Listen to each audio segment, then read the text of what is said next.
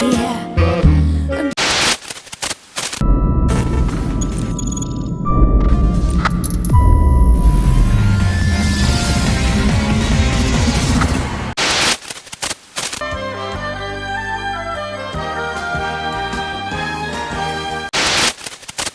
So I really resonate with the story of Ferdinand. Ferdinand is unbelievably gifted. Thank God you're here, Mum. Hi. Those policemen are back. Oh, not again. Hi, Afternoon. how are you going? Mrs. Galliano. Indeed. As you know, we're still investigating the troubling disappearance of your husband several weeks ago. We don't think it's quite the mystery that you make it out to be. Oh, that's good then. Mrs. Galliano, your husband was under investigation for possible underworld connections. A warrant was issued for his arrest and then he mysteriously disappeared. What does that tell you? He's been watching too much Sopranos. He's like Tony and the Ducks and...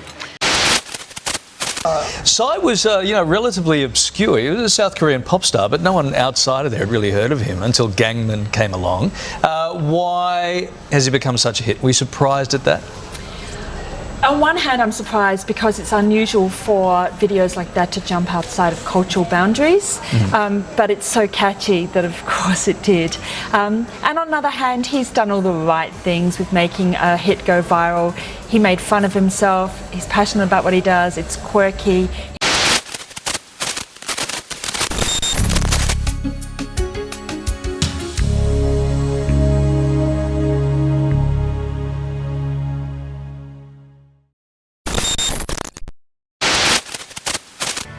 Look, it really is a special time for a lot of reasons. That we've had kids coming here when they were tiny toddlers, and now they're full-grown people. You know, they come down and share the experience. And Vision Australia's been doing such a great job, I think, down here with the carols. And 80 years they've been going, Charles. It's just amazing. And it's going to be massive, yeah? This is like a stadium. It's the first time you've done one here in about 4 years, like a stadium. Yeah, the last one was Aphrodite, so that was 2011. Yeah, so it's an arena tour. Yeah. And there it is, amazing.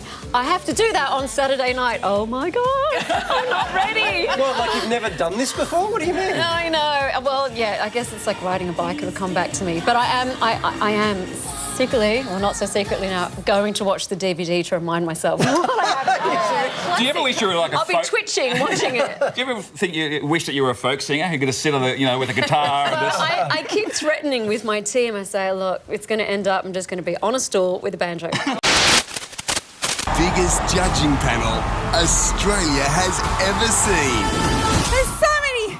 There's just so many stairs. I mean, they promised me escalators.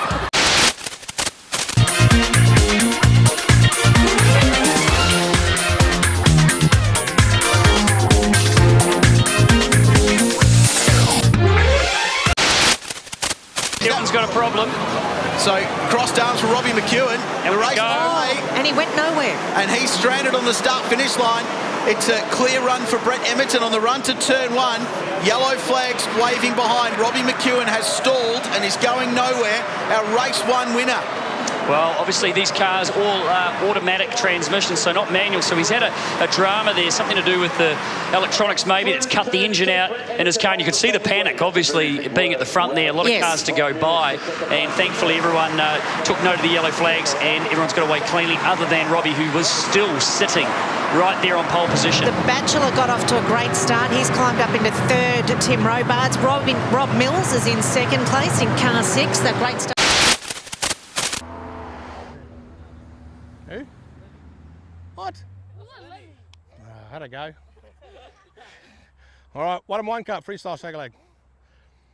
Remember to become those animals.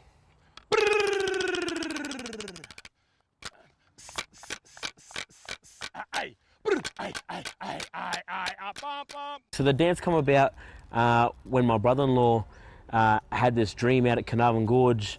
The song come to him in the dream, and because he couldn't understand the Aboriginal lingo, he had come out to Dale and said, oh, this is the beat of the song. And Dale had a recording of Uncle Bol on his phone, of Uncle Bol singing this song. And when Dale played Samiri the song and told him the meaning of that song, Samiri had dreamt the dance. And then Uncle Bol said, yeah, well, this song hasn't been danced, or there's not a dance to it.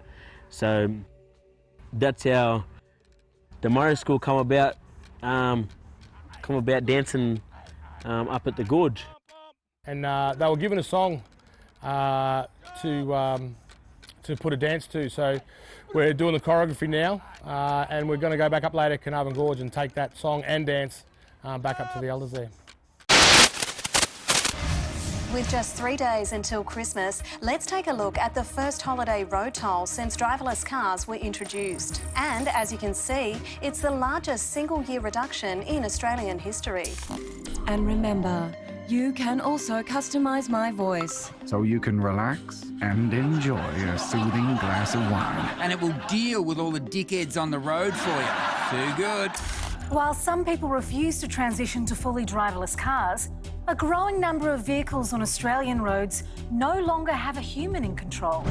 Yeah, this is shaping up to be our best Christmas ever. So there you have it. Sydney. So there you have it. Sydney, an international icon. Beautiful beaches by day, Australia's finest restaurants by night. I suppose if you find that hard to enjoy, well, maybe you should just go away. You see, Tom, it's not that hard to be polite. Arsehole.